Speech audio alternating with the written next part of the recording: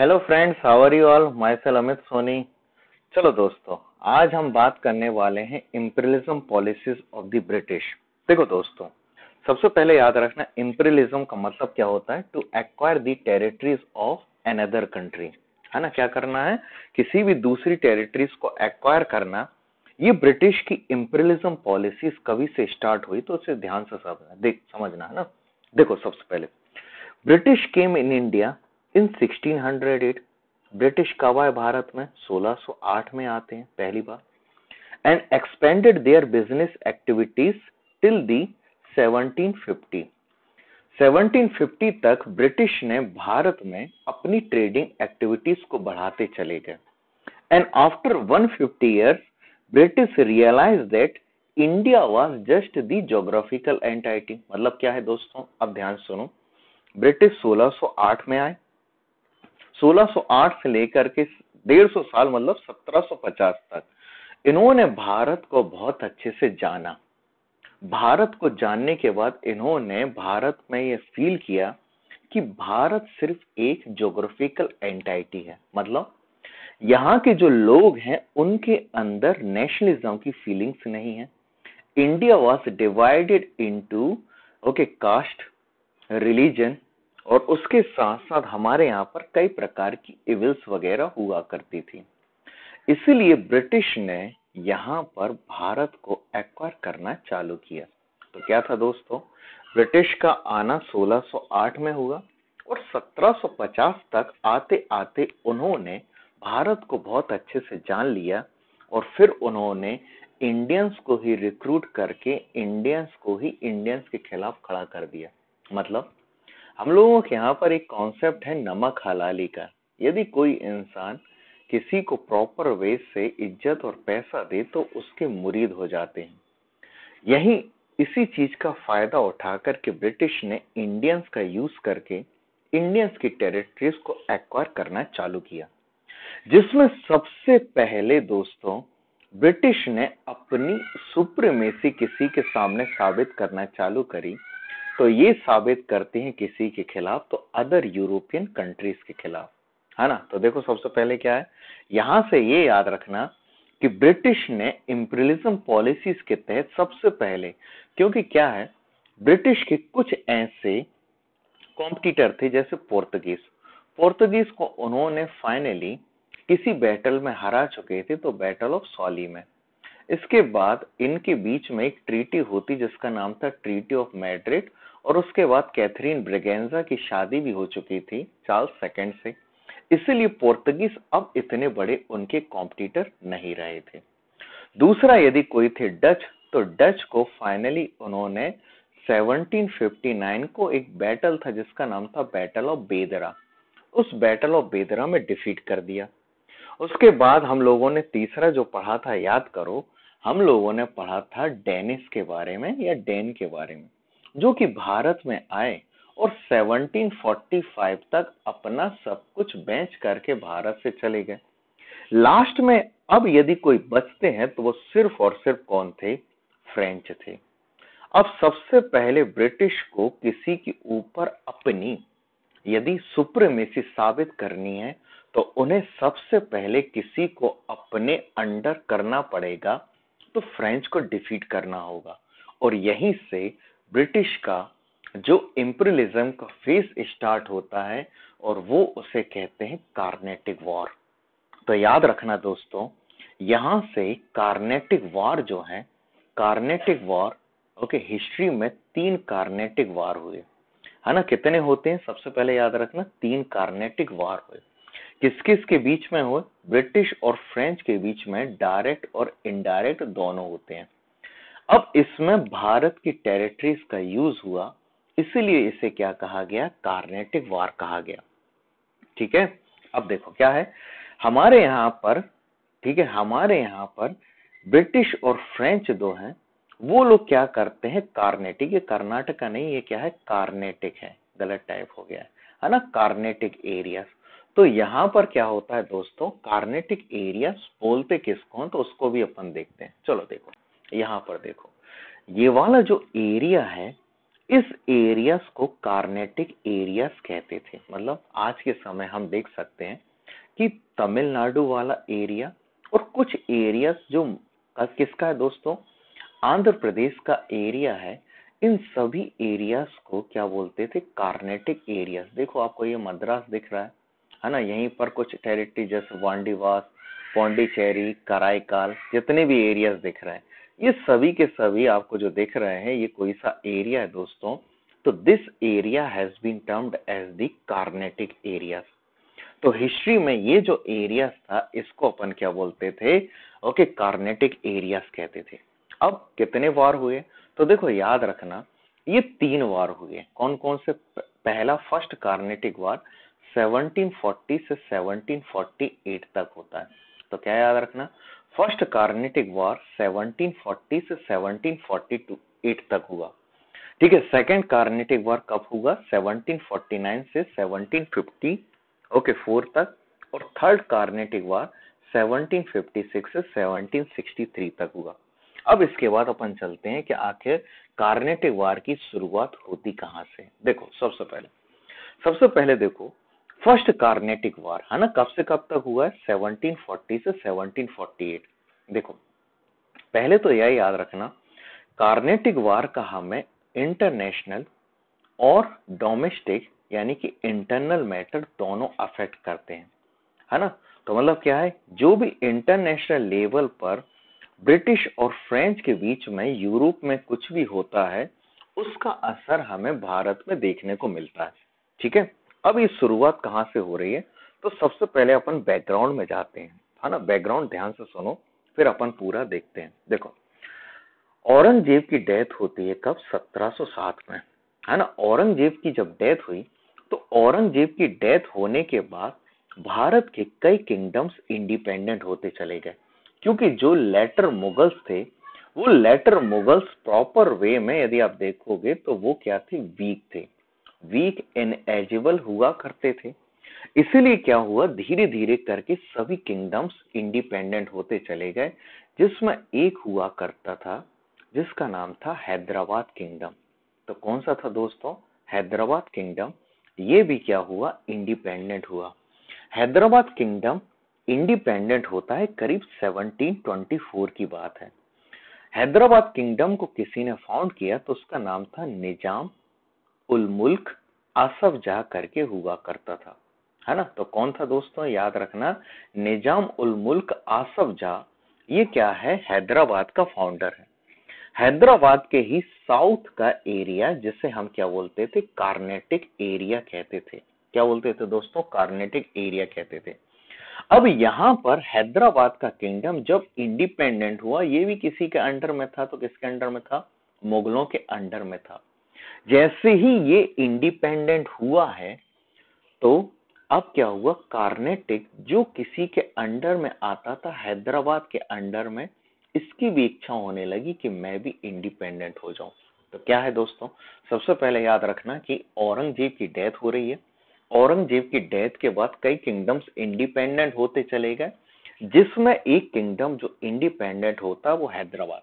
Hyderabad state का founder कोई था तो निजाम उल मुल्क आसफ जाह था। और हैदराबाद के साउथ का एरिया जो आज मद्रास साइड का हम बोल सकते हैं, कार्नेटिक एरियाज कहते थे।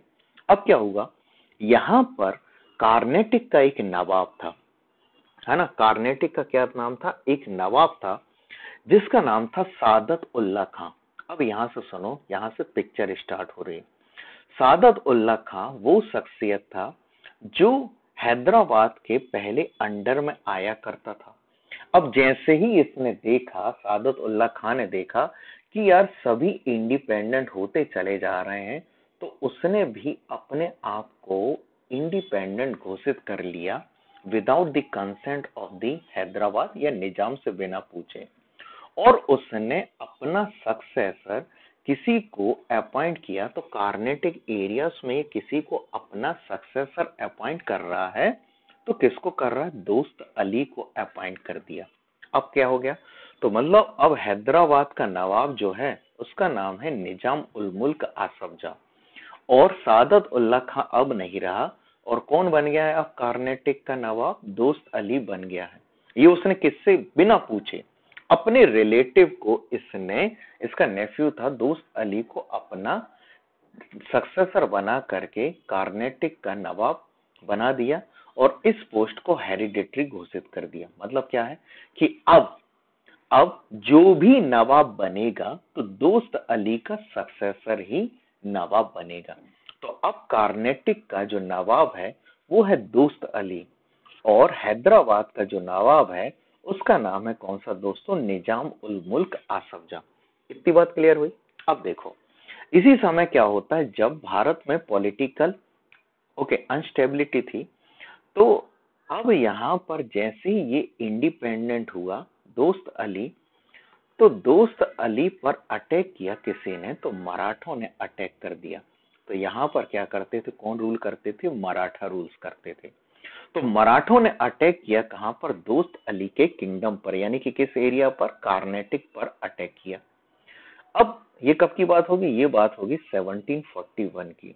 उन्होंने दोस्त अली को मार डाले, दे किल्ड दी दोस्त अली, दोस्त अली को मार डाले।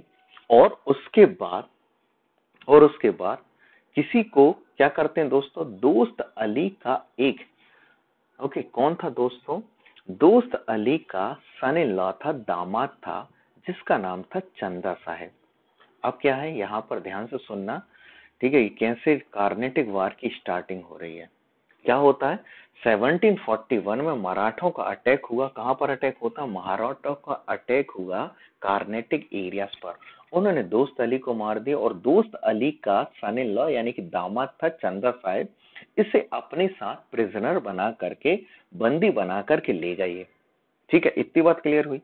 अब यहाँ पर कोई भी नवाब नहीं बचा, तो निजाम उल मुल्क आसफ जहां ने अपने बंदे, ठीक है, अपने बंदे अनवरुद्दीन को कहीं का नवाब बना दिया, तो कार्नेटिक का नवाब बना दिया। तो अब यहाँ का कार्नेटिक का कोई नवाब बन जाता है, तो वो कौन बन गया है, अनवरुद्दीन बन गया है। ठीक है, इतनी बात क्लियर होगी। अब इसी समय क्या होता है, अब यहाँ पर यूरोप का मैटर हुआ। यूरोप में ऑस्ट्रिया के सक्सेसरशिप को लेकर के ब्रिटेन और फ्रांस के बीच में लड़ाई होना चालू हो गई। ठीक है, इतनी बात क्लियर हुई कि ऑस्ट्रिया के सक्सेसरशिप को लेकर के यूरोप में ब्रिटेन और फ्रांस के बीच में लड़ाई होना चालू हो गई, जिसका इम्पैक्ट हमें भारत में देखने को मिला। अब यहाँ पर एक ऐसा शख्सियत जो फ्रेंच गवर्नर आया था, जिसका नाम था ड्यूप्लेक्स करके, है ना। तो ड्यूप्लेक्स वो शख्सियत था। अब क्या है, फ्रेंच कंपनी जो थी, French company government sponsored company थी, और गवर्नमेंट के ऊपर पूरी तरीके से डिपेंड हुआ करती थी अपनी फाइनेंशियल नीड्स के लिए। कौन डिपेंड हुआ करती थी, ये फ्रेंच के जितने भी यहाँ के लोग आते थे, ये फ्रेंच गवर्नमेंट के ऊपर डिपेंडेड थे, क्योंकि गवर्नमेंट कंपनी थी। तो ड्यूप्लेक्स की सिर्फ इतनी इच्छा थी कि यदि हम भारत की किसी छोटे मोटे एरियाज पर यदि कंट्रोल कर लेंगे, तो हमारा खर्चा निकलता रहेगा, है ना, हमारा खर्चा पानी निकल जाएगा। ये किसी की इच्छा होती थी, तो किसकी थी, ये ड्यूप्लेक्स की इच्छा थी। और यही इच्छा क्या हुई, कार्नेटिक वार का भी कारण बनती। अब देखो क्या हुआ, यहाँ पर ऑस्ट्रिया का सक्सेसरशिप का मैटर चल रहा था। तो ड्यूप्लेक्स जो था, ड्यूप्लेक्स चाहता था कि यार भारत में लड़ाई ना हो। ठीक है, हाँ, ड्यूप्लेक्स गया और बढ़िया से जाकर के ब्रिटिश से मिला कि देखो, बोले कि देखो भैया, ब्रिटिश से जाकर के क्या बोलता, देखो भैया ऐसा है कि यूरोप में भले ही हमारी कंट्रीज के लोग लड़ रहे हैं, लेकिन हमको क्या करना है, हमको बढ़िया से प्रेम पूर्वक रहना है। ये जाकर के ड्यूप्लेक्स जो है शांति का पाठ पढ़ा करके आ गए, किसको, ब्रिटिश को शांति का पाठ पढ़ाया। लेकिन इतने जल्दी ये कहां पर मानते हैं, ब्रिटिश इतने जल्दी मान जाते तो क्या होता। इसी समय क्या हुआ, ड्यूप्लेक्स के कुछ शिप्स कार्नेटिक एरिया से गुजर रहे थे, है ना। ये सपोज करो ये क्या है, ड्यूप्लेक्स के शिप्स हैं, ये कार्नेटिक एरिया से गुजर रहे थे। इसी समय हुआ क्या कि एक ब्रिटिश ऑफिसर था जिसका नाम था बार्नेट करके। बार्नेट ने ड्यूप्ले के शिप्स को पकड़ लिया, है ना। तो क्या है दोस्तों, ये कार्नेटिक एरिया से ड्यूप्लेक्स के शिप जो है, ड्यूप्लेक्स कौन है, फ्रेंच गवर्नर है ना, इसके शिप्स को पकड़ लिया। तो अब बार्नेट ने ओके किसी से मदद मांगी, तो अनवरुद्दीन से मदद मांगी। क्यों मदद मांगी? क्योंकि अनवरुद्दीन का ये एरिया था जिस एरिया पर उसके शिप्स को लूट लिया है ना। तो ये भारत का मैप, ये है कार्नेटिक एरियाज, और ये थे किसके शिप्स? ओके, ड्यूप्लेक्स की। किसने पकड़ लिए इसके शिप्स को? बार्नेट ने पकड़ लिए। तो अब क्या हुआ, इसने मदद मांगी किससे? अनवरुद्दीन से, जो यहाँ का क्या था? नवाब था। अनवरुद्दीन ने मदद देने से मना कर दिया, बोला कि हट जाओ, मुझे कोई तुमसे मतलब नहीं। कहाँ के ड्यूप्लेक्स ड्यूप्लेक्स रखे तो। इस तरीके से बेचारा ड्यूप्लेक्स जो था उसका मन उदास हो गया कि यार बताओ यार, हम गरीबों का कोई साथी नहीं है क्या? तो ड्यूप्लेक्स के मन में अब ये लगा कि यार बताओ, ये अनवरुद्दीन तो हमारा साथ नहीं दे रहा। तो इसने मदद मांगी किसी से, तो ये मदद मांगता है मॉरिशस के गवर्नर थे जिसका नाम था ला बडोरने करके। अब देखो क्या है, ऐसी नाम मिलेंगे भाई इनके, है ना। तो ला बडोरने से मदद मांगी किसी ने, तो किसने मांगी? ड्यूप्लेक्स ने बोला भाई मेरी मदद कर दे भाई। तो ला बडोरने कहाँ का था? मॉरिशस का गवर्नर था। उसने कहा कि ठीक है छोटे, टेंशन मत ले, अपन देख लेंगे। तो इस तरीके से ला बडोरने जो था, है ना, वो आया जरूर। किसकी मदद के लिए आए? बोलते हैं ना, friend in a need is a friend in need. तो दोस्त वही होता है ना दोस्त, जो कब काम आए? जब मुसीबत में काम आए। सेम एज इट इज यही हुआ। क्या होता है यहाँ पर? अब यहाँ पर एंट्री होती है किसकी? अब ला बडूरने की एंट्री हुई। ला बडूरने आया, बार्नेट से शिप्स को छुड़ाया, है ना, छुड़ा लिया उसने। और इसने कहा कि यार अब मैं आया हूं, तो जो जितना खर्चा वगैरह लगा है आने का, है ना, तो बार्नेट से उसने शिप्स वगैरह छुड़ा लिए। इसने कहा थोड़ा सा खर्चा पानी मिल जाए, है ना, जैसे अपन कहीं गए तो यार थोड़ा सा आए हैं तो थोड़ा सा क्या करे, घूम फिर लें, और कुछ पैसा वैसा मिल जाए तो सही है। तो इस ला बडोरने ने मद्रास को अपने अंडर कर लिया। किसने कर लिया? ला बडोरने ने मद्रास को अपने अंडर कर लिया। अब इसका क्या था? इसका सिर्फ इतना था कि यार कुछ खर्चा पानी मिल जाए। तो मद्रास किसकी टेरिटरी थी? Madras was the presidency of the British. तो ब्रिटिश की प्रेसिडेंसी पर कैप्चर कर लिया। और जैसे अपन बोलते हैं ना, पहले पहले की फिल्मों की तरह देखते हैं, यदि तुम्हें मद्रास चाहिए तो पैसा मुझे दो, है ना। अब यहां पर क्या किया, मद्रास को ये इंसान क्या कर रहा है? मद्रास को इसने करीब 40,000 पौंड लेकर के, है ना, 40,000 पौंड लेकर के छोड़ दिया, है ना। उसने क्या किया, चलो अपना तो खर्चा पानी निकल गया। तो मॉरिशस का गवर्नर ला बडूर ने, है ना, डुप्लेक्स की मदद भी करी, और मद्रास पर कैप्चर करके मद्रास ब्रिटिश से कितने ले लिए? 40,000 पौंड लेकर के मद्रास दे करके चला गया। अब ड्यूप्लेक्स को लगा कि यार बताओ, ये ब्रिटिश यार कितने वो हैं यार, कि ला बडूरने को पैसे दे दिए तो मुझे भी दे देंगे ना भाई ये। तो इसके मन में लालच जागा। किसके मन में?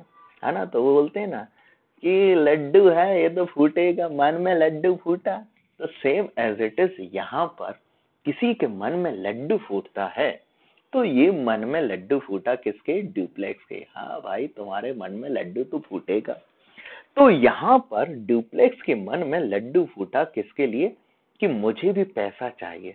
तो इस बंदे ने मद्रास पर कैप्चर कर लिए। ओए, जैसे तुमने उसको पैसे दिए थे, सेम एज इट इज हमको भी पैसे दो। अब यार इनने कहा कि बताओ, ब्रिटिश ने कहा कि यार ये कैसे है कि हमने पैसे दे भी दिए, फिर से इसको लगा कि ये हमको भी पैसे दे देगा। तो है ना, तो मतलब ला बडूरने ने इस बेचारे को कुछ नहीं दिया होगा, किसको? ड्यूप्लेक्स को। इस पूरा पैसा लेकर के चला गया था मॉरिशस वापस। तो इसने कहा कि मेरी छुट्टियां अच्छे से बीत गई हैं और वहां पर जाकर के इंजॉय करूंगा मैं तो सेम एज इट इज अब यहाँ पर क्या होता है कि मद्रास पर जैसे ही ड्यूप्लेक्स कैप्चर करता है, तो कैप्चर करने के बाद ओके, ब्रिटिश ने कहा कि हम पहले पैसे दे चुके हैं, और इसने फिर से, कैसे लोग हैं यार, कि मतलब कैसे लोग हैं, मतलब कि यार हमने पैसे दे भी दिए, उसके बाद फिर से मद्रास को अपने अंडर कर लिए। तो इन्होंने कहा कि यार अब चलो कार्नेटिक, क्योंकि ये एरिया कार्नेटिक के अंडर में था, तो उन्होंने कहा कि चलो यार जाकर के किससे मदद मांगी जाए? अनवरुद्दीन से मदद मांगी जाए। अब अनवरुद्दीन ने पहली बार तो ड्यूप्लेक्स की मदद देने से मना कर दिया था, बोला हट भागो यहाँ से, ड्यूप्लेक्स की मदद नहीं करी। लेकिन यहाँ पर ये अनवरुद्दीन जो है मदद देने के लिए तैयार हो गया, किसकी? ब्रिटिश की। और यहां से अब दोस्तों ट्विस्ट आता है। अब ये क्या ट्विस्ट कैसे आया? क्योंकि अब अनवरुद्दीन किसी के बिहाफ में लड़ेगा, तो ये ड्यूप्लेक्स से लड़ेगा किसके बिहाफ में? ब्रिटिश के बिहाफ में, है ना। और यूरोप में कौन सा मैटर चल रहा था? यूरोप में वही मैटर चल रहा था जो मैटर हमने अभी देखा। कौन सा मैटर? जो ऑस्ट्रिया के सक्सेसरशिप को लेकर के चल रहा है। अब यहाँ पर लड़ाई हुई जिससे हम फर्स्ट कार्नेटिक वॉर, जो 1740 से 1748 में, जिसमें एक बैटल होता है जिसका नाम था बैटल ऑफ सेंट थॉमे। अब देखो दोस्तों, ये तो इतना बैकग्राउंड था, है ना, ये बैकग्राउंड था। अब ये सेंट थॉमे का बैटल ये लड़ रहा है किसके बीच में? ये हो रहा है किसके बीच में? फ्रेंच, मतलब ये किसका भाग है? इसी का भाग है जिसमें ये इंपॉर्टेंट हमारे लिए। तो बैटल ऑफ सेंट थॉमे जो है ये फ्रेंच फोर्सेस और अनवरुद्दीन के बीच में लड़ा गया। अब देखो, ये ठहरे यूरोपियंस, है ना, और ये लड़ाई कहां पर हो रही है? शिप्स के एरियाज में हो रही है। अब बताओ कहां अनवरुद्दीन की फोर्स इतनी कैपेबल होगी जिसमें जिसमें ड्यूप्लेक्स के अंडर में एक नेवी ऑफिसर था, है ना, ड्यूप्लेक्स के अंदर में एक नेवी ऑफिसर था जिसका नाम था कैप्टन पैराडाइस। तो कैप्टन पैराडाइस ने अनवरुद्दीन को नानी याद दिला दी। मतलब क्या हुआ? यहाँ पर यह हुआ कि कैप्टन पैराडाइस ने एक बार में ही बेचारे अनवरुद्दीन को डिफीट कर दिया। तो यहाँ पर ठीक है, अनवरुद्दीन की किसी से डिफीट हो जाती है तो हार गया रे बंदा। कौन हार गया? अनवरुद्दीन बेचारा जो है। ये फर्स्ट कौन सा बैटल था दोस्तों? बैटल ऑफ सेंट थॉमे में किसी से हार गया। तो ये हार जाता है कौन हारा है दोस्तों? अब यहाँ पर याद रखना, ये हारा है अनवरुद्दीन किससे, है ना, किससे? कैप्टन पैराडाइस से। कैप्टन पैराडाइस किसके अंडर में था? ये ड्यूप्लेक्स के अंडर में ऑफिसर था। अब उसी बीच में अनवरुद्दीन तो हार गया। अब लेकिन अनवरुद्दीन के मन में ये था कि एक दिन तो ऐसा आएगा जिस दिन मैं सबका बदला लेगा रे। ये बोलते हैं ना कि ये फैजल सबका बदला लेगा रे, बाप का, भाई का। लेकिन अभी बाप भाई तो कोई है ही नहीं, ये किसका बदला लेगा? ये अपना ही बदला लेगा। इसके मन में एक क्या हुआ? एक बदला लेने की भावना तो जाग गई थी। लेकिन यूरोप का मैटर, जो ऑस्ट्रिया के सक्सेसरशिप का मैटर था, वो मैटर सॉल्व हो गया किस ट्रीटी से? एला शैपल की ट्रीटी से सॉल्व हो गया। लेकिन अनवरुद्दीन के मन में वो तो बात रह गई कि यार ठीक है कि मैं किसी से हार चुका हूं, तो फ्रेंच से हार चुका हूं। ठीक है, तो फर्स्ट कार्नेटिक वॉर याद रखना, वो किस ट्रीटी से सॉल्व हो गया? क्योंकि ये मैटर स्टार्ट हुआ था, है ना, तो यूरोप में ट्रीटी हुई, एला शैपल की ट्रीटी, जिससे वो बैटल वहां पर रुक गया। अब यहाँ पर फिर अब ट्विस्ट नंबर 2, है ना। तो अब क्या थे? ट्रीटी हो गई कौन सी? मतलब फर्स्ट कार्नेटिक वॉर के बाद एग्जाम के लिए याद रखना ट्रीटी कौन सी होती है। वो हुई एला शैपल की ट्रीटी। अब अपन चलते हैं second Carnatic war. Second Carnatic war जो है दोस्तों, वो याद रखना 1749 से 1754 के बीच में हुआ। अब ये वॉर की स्टार्टिंग होती कैसे? अब यहाँ पर देखो सेकेंड कार्नेटिक वॉर की। देखो सेकेंड कार्नेटिक वॉर, है ना, इसे अपन देखते हैं कि यहाँ पर ट्विस्ट कैसे आता है। अब देखो यहाँ पर ये है कौन? अभी कौन नवाब है? याद रखो यहाँ पर अनवरुद्दीन नवाब है। और इसके अबव वाला एरिया कौन सा? हैदराबाद एरिया है ना। अब देखो इसी बीच में क्या हुआ? कौन है? ड्यूप्लेक्स है ना, क्या है? French governor. अब ये स्टार्टिंग कैसे हुई? देखो स्टार्टिंग ये होती है कि चंदा साहिब की एंट्री होती है ना। याद करो, जिसको बंदी बना करके ले गए थे, बेड़ियों में जकड़ करके ले गए थे चंदा साहिब को। अब ये चंदा साहिब जो है, इसकी एंट्री हो रही है ना। तो मतलब अब कौन आ रहा है? लौट के आया मेरा दोस्त, जिस दोस्त को सलाम करो। तो चंदा साहिब की एंट्री हो रही दोस्तों। तो मतलब क्या बोल, मूवी में एक नया कैरेक्टर आता है ना, तो मतलब क्या हो, बहुत दिन से मतलब बोलते हैं ना जैसे मेरे करण अर्जुन आएंगे, तो यहाँ पर करण अर्जुन नहीं, यहाँ पर कौन आ रहा है दोस्तों, चंदा साहिब की एंट्री हो रही है। चंदा साहिब की एंट्री हुई और चंदा साहिब जो है ये आते हैं किससे, बोलते हैं अनवरुद्दीन से। ओए अलग हो जा मेरी गद्दी से, ये मेरे ससुर की गद्दी थी, तू कौन होता है यहाँ पर बैठने वाला। अब ये किसने बोला, चंदा साहिब बोल रहा है किससे दोस्तों, अनवरुद्दीन से बोल रहा है। अनवरुद्दीन बोलते तू कौन, अरे कैसे बोल रहा है, ये तो मेरी गद्दी है। नहीं तू कौन, मैं नहीं जानता तुझे, तू है कौन। यहाँ पर अब क्या हुआ दोस्तों, ट्विस्ट किसके बीच में आता है, यहाँ पर अनवरुद्दीन से गद्दी मांगता है चंदा साहिब, बोलता है निकल यहाँ से, ये तो मेरे पापा की है। अभी पापा कौन, मेरे तो ससुर हैं, इनकी गद्दी है ये, है ना। तो यहाँ पर चंदा साहिब जो है दोस्तों, चंदा साहिब वो शख्सियत, चंदा साहिब वो शख्सियत, ठीक है, जिन्होंने जैसे ये बोला तो अनवरुद्दीन जो है, अनवरुद्दीन ने ओके क्या किया, नहीं मैं तो अलग नहीं होऊंगा, जा तुझे जो करते बने कर ले। तो चंदा साहिब से जब ये बोला तो चंदा साहिब वो शख्सियत था, ठीक है, जो किसी के पास गया तो ये गया ड्यूप्लेक्स के पास, भाई ड्यूप्लेक्स मेरी मदद करो। ये कौन बोलता है, चंदा साहिब गया, है ना, ठीक है, मुझे कहाँ का नवाब बनना है, मुझे कार्नेटिक एरिया का नवाब बनना है। तो ड्यूप्लेक्स के मन में लड्डू फूटा। लड्डू तो फूटते हैं दोस्तों। अब यहाँ पर क्या होता है दूसरा, अब ध्यान से सुनो, ठीक है, एक तो क्या हुआ, अनवरुद्दीन कहाँ का नवाब है, अनवरुद्दीन है कहाँ का नवाब, कार्नेटिक का, ठीक है। दूसरा, इसके अबव का एरिया कौन सा था, हैदराबाद का एरिया था। अब यहाँ पर दूसरा ट्विस्ट क्या आया, दूसरा ट्विस्ट ये आता है कि हैदराबाद का जो नवाब था, क्या नाम था उसका, ओके याद करो, निजाम उल मुल्क आसफ जहां, बड़ा छोटा नाम था इनका, निजाम उल मुल्क आसफ जहां। इनकी डेथ हो गई, किसकी डेथ हो गई, निजाम उल मुल्क आसफ जहां की डेथ हो गई।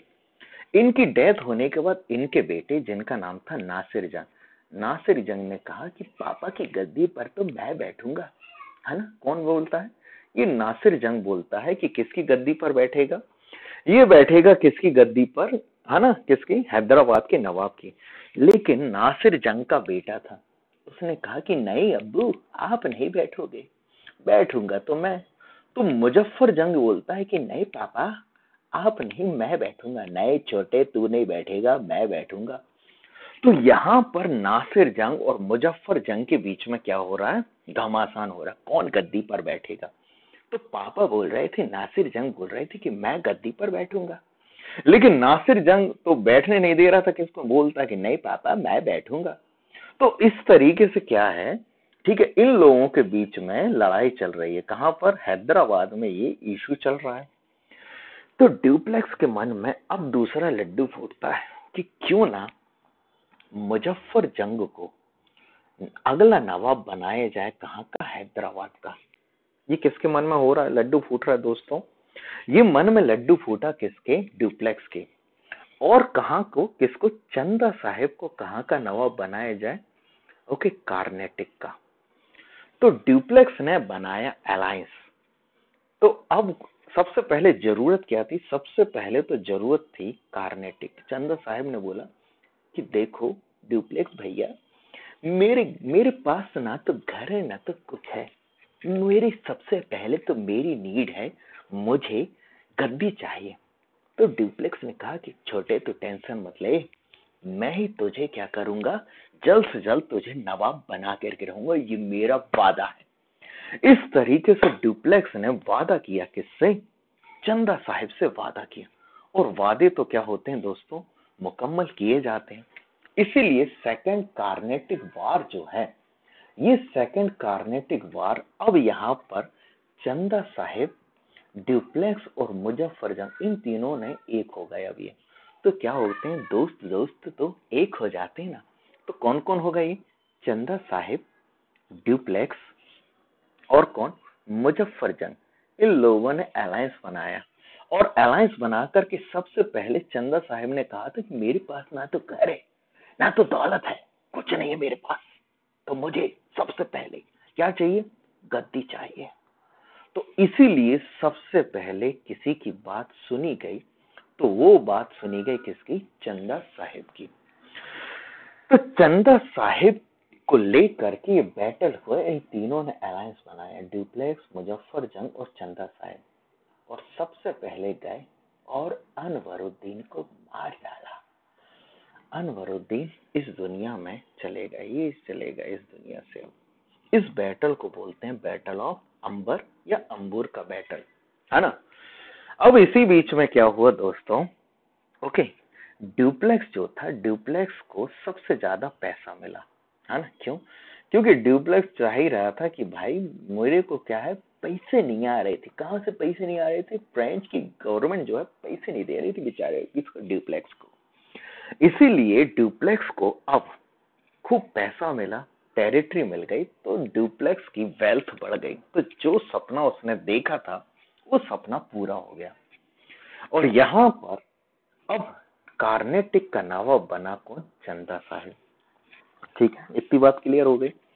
चंदा साहिब कार्नेटिक का नवाब बन जाता है, और यहाँ का अब कौन, ओके, क्या बात है, मतलब चंदा साहिब ने कैपिटल बनाया आर्कॉट को। तो यहाँ पर कार्नेटिक एरियाज में कैपिटल जो बन जाती है उसको बोलते हैं आर्कट, है ना। देखो इसमें दिखाया नहीं है तो, है ना, यहीं कहीं पर क्या होता है दोस्तों, एक क्या आर्कट करके जगह होती है, वो आर्कट किसी की कैपिटल बनती है। तो ये कैपिटल किसकी बन जाती है दोस्तों, वो याद रखना किसकी बन गई। तो ये क्या, कौन कैपिटल बनाता, आर्कट कैपिटल बनाता है कौन, चंदा साहिब। अब लेकिन इतनी ज्यादा आसानी नहीं है दोस्तों। अब ये यहाँ पर फिर ट्विस्ट आया। अब क्या ट्विस्ट आता है, अब ट्विस्ट फिर ये आया, क्या आता है देखो। अब इसी बीच में अनवरुद्दीन का बेटा, अनवरुद्दीन का बेटा, अब ये नया कैरेक्टर आया, है ना। तो मतलब सोच रहे हो कि पिक्चर में कितने हीरो हैं, तो मल्टी स्टारर मूवी है दोस्तों ये। अब इसमें कैरेक्टर आता है मोहम्मद अली। मोहम्मद अली ने कहा कि पापा की मौत का बदला तो मैं लूंगा। किससे लूंगा, इन सभी से। तो मोहम्मद अली ने सबसे पहले डिमांड करी चंदा साहिब से, ओए अलग हो जा, तू नहीं है यहाँ का नवाब, बनूंगा तो मैं, क्योंकि मेरे पापा अनवरुद्दीन यहाँ के कार्नेटिक एरिया के नवाब थे।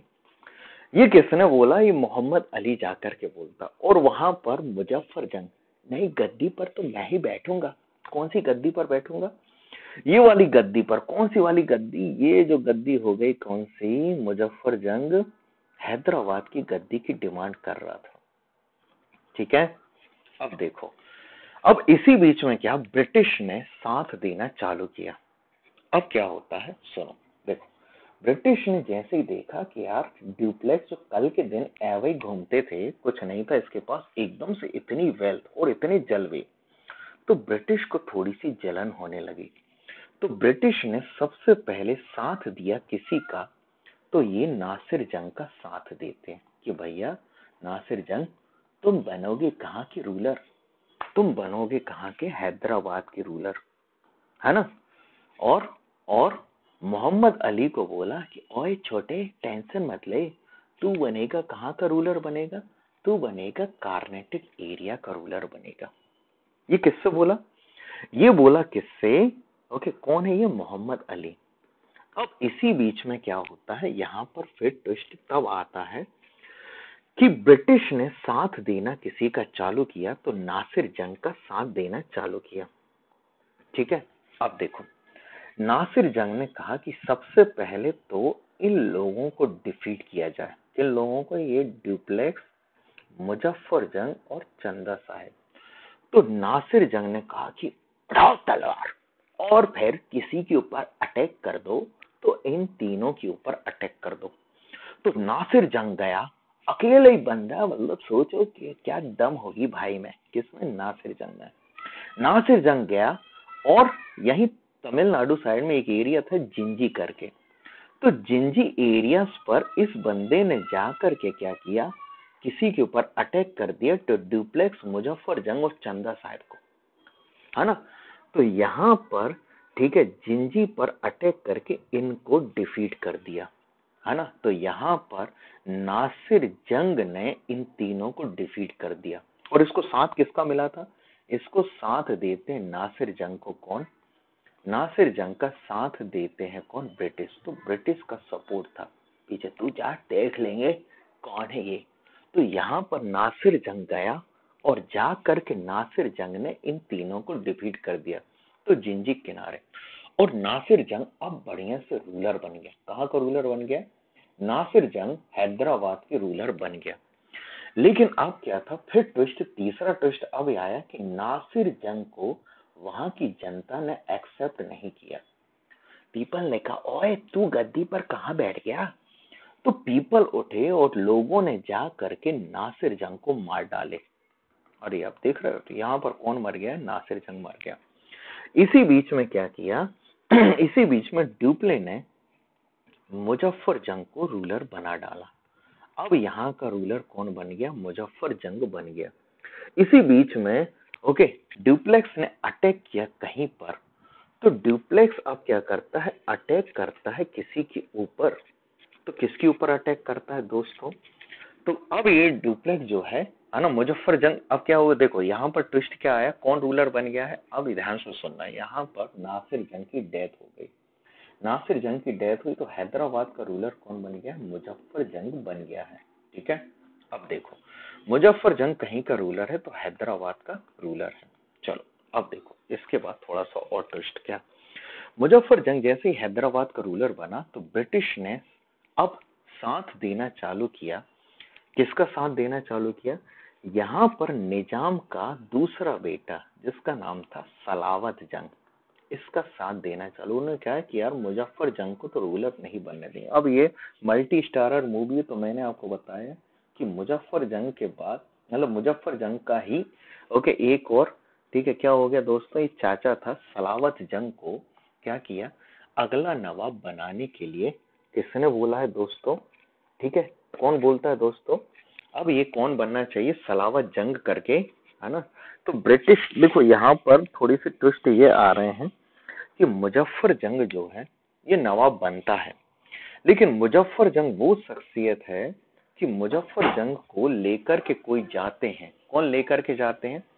ओके, मुजफ्फर जंग की सिक्योरिटी के लिए कोई लेकर के जाते हैं तो ब्रिटिश उसे लेकर के जा रहे थे। ओके नहीं ब्रिटिश नहीं, कौन लेकर के जाएंगे? ब्रिटिश की जगह लेकर के जाते हैं कौन?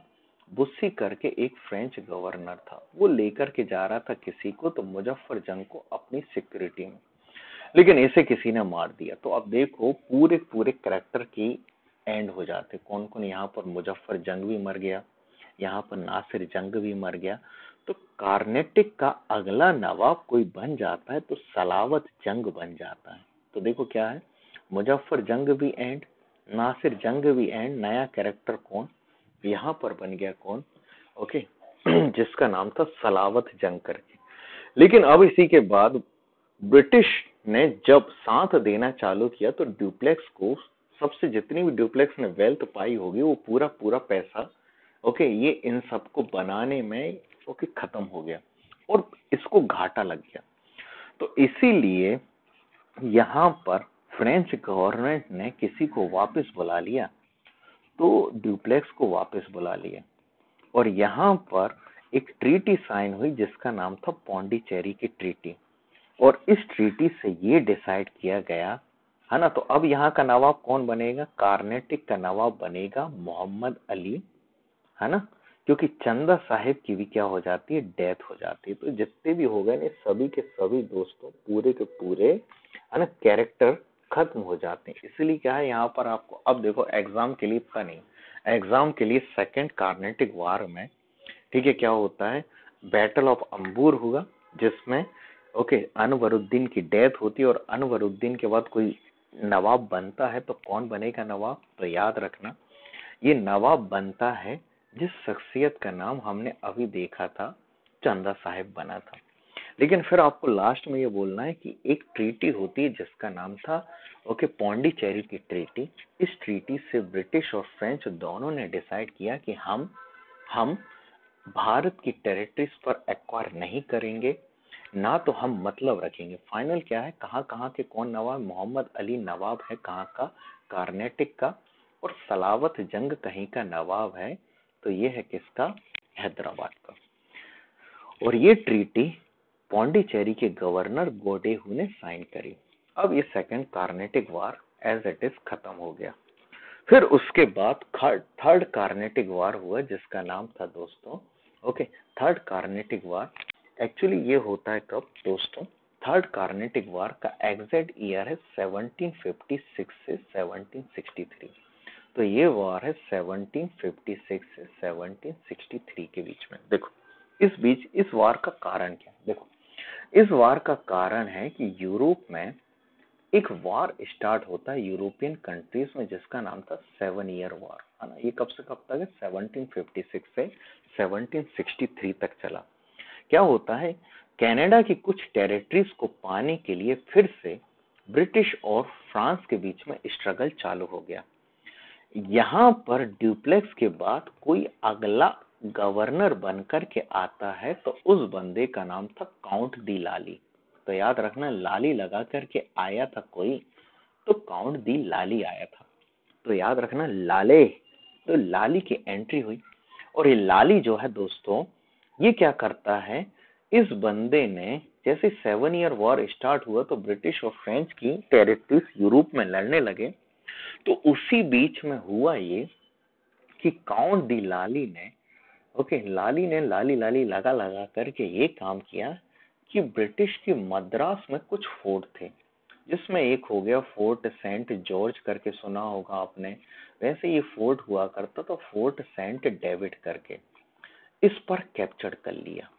तो मतलब अब क्या है, इन लोगों ने डिसाइड किया था कि हम भारत की टेरिटरीज पर कुछ भी काम नहीं करेंगे, एक्वायर नहीं करेंगे, ओके, इंटरफेयर नहीं करेंगे। लेकिन फाइनली हुआ ये कि फाइनली काउंट दी लाली ने, है ना, किसको कैप्चर कर लिया, ये फोर्ट सेंट डेविड हो गया, फोर्ट सेंट जॉर्ज हो गया, इस पर कैप्चर कर लिया। जिसके कारण अब यहाँ पर ब्रिटिश में, ठीक है, एक मेजर बैटल थर्ड कार्नेटिक वार का होता है, जिसका नाम था बैटल ऑफ वांडीवास। देखो ये इंपॉर्टेंट है। बैटल ऑफ वांडीवास की एग्जैक्ट डेट है 22 जनवरी 1760, है ना। तो इस बैटल में क्या हुआ, इस लाली को लाली दिखाने के लिए एक शख्सियत है जिसका नाम है सर आयर कूट करके। ये वो मिलिट्री जनरल था जिसने वार डिक्लेयर किया। ओके, ये वार कौन से बोलते हैं, बैटल ऑफ वांडीवास। ये मद्रास में ही जगह थी, है ना। तो क्या है, बैटल ऑफ वांडीवास हुआ, जिसमें आयर कूट ने किसी को धोबी पछाड़ तरीके से किसी को डिफीट किया, तो लाली को लाली याद दिला दी। तो यहाँ पर आयर कूट किसी को डिफीट करता है, तो काउंट दी लाली को डिफीट करता है। और यह बैटल किसी, है ना, तो अब क्या हुआ, ये लास्ट बैटल था। इस बैटल ऑफ वांडीवास से लाली को हराया आयरकूट, जो ब्रिटिश आर्मी के ऑफिसर थे, उन्होंने हरा डाला। अब इसके बाद क्या हुआ, यहाँ पर ये डिसाइड हुआ कि भारत में ये लोग सिर्फ और सिर्फ क्या रहेंगे, मर्चेंट बनकर के रहेंगे। ये भारत की टेरिटरी को एक्वायर नहीं करेंगे। ना पर ये क्या कर, ना ये क्या कर सकते दोस्तों, फोर्टिफिकेशन कर सकते हैं, किलेबंदी नहीं कर सकते, ना अपनी आर्मी रिक्रूट कर सकते हैं। ये सब डिसाइड हो गया। और फाइनली थर्ड कार्नेटिक वार जो एंड हुआ था, वो बैटल ऑफ पेरिस से एंड हो जाता है, क्योंकि ये यूरोप का मैटर था। तो 1763 में ट्रीटी साइन होती है, ना, ठीक है, कौन सी, पेरिस की ट्रीटी, जिसके थ्रू ये कार्नेटिक वार एंड हुआ। अब देखो दोस्तों, याद रखना, कार्नेटिक वार बहुत बड़ा और सबसे पेचीदा है। कार्नेटिक वार में सभी कैरेक्टर जो थे, जैसे एक एक करके अनवरुद्दीन, चंदा साहेब, है ना, नासिर जंग, ये थोड़े बहुत क्या है समझने के लिए, लेकिन मेन मेन पॉइंट याद रखना कि कौन कौन से बैटल हुए और क्या था, ये हमारे एग्जामिनेशन के लिए इम्पोर्टेंट था। तो थैंक यू दोस्तों, आई होप समझ में आया होगा। तो यदि आपको पसंद आया तो इसे लाइक करें, शेयर करें, सब्सक्राइब करें, और मिलते हैं दोस्तों अगले टॉपिक में, फिर आगे की बात करेंगे। तब तक जय हिंद, जय भारत दोस्तों, है ना।